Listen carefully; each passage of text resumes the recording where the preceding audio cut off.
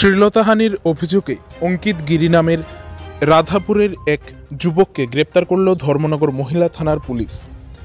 ৩রা ফেব্রুয়ারি শনিবার দুপুর আনুমানিক ১২টা ৩০ মিনিট নাগাদ এই ঘটনা সম্পর্কে বিস্তারিতভাবে জানান উত্তর ত্রিপুরা জেলার police super IPS Bhanupada Chakraborty.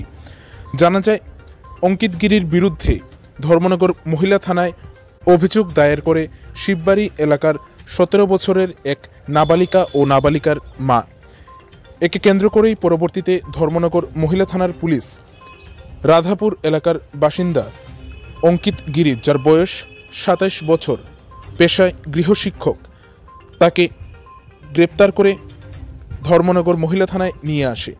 এই পুরো ঘটনা সম্পর্কে আজ অর্থাৎ ৩রা ফেব্রুয়ারি শনিবার একটি সাক্ষাৎকারে বিস্তারিতভাবে জানান উত্তর ত্রিপুরা জেলার police super IPS Bhanupada Chakraborty. একজন গৃহশিক্ষক যার নাম হলো অঙ্কিত গিরি, বয়স 27 ইয়ার্স। উনি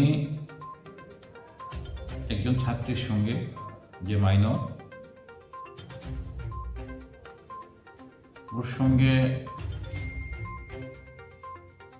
খারাপ ব্যবহার এবং শ্লীলতাহানি করেছে। মেয়েটা খুব মেরিটোরিয়াস ছিল, তো শারীরিক এবং মানসিক নির্যাতনা করেছে অ্যাজ পার এফআইআর।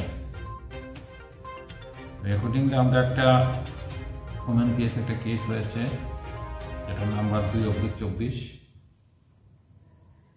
এটার মধ্যে পোস্টকুট আছে, শ্লীলতাহানি আছে এবং মেয়েটাকে ধমক দেওয়া হয়েছে, চিটিং করা হয়েছে, এগুলো সব কিছু লাগানো হয়েছে।